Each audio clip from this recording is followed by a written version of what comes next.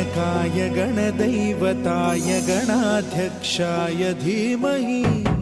गुणशरीराय गुणमण्डिताय गुणेशानाय धीमहि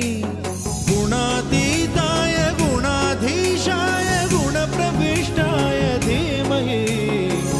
एकदन्ताय वक्रतुण्डाय गौरीतनयाय धीमहि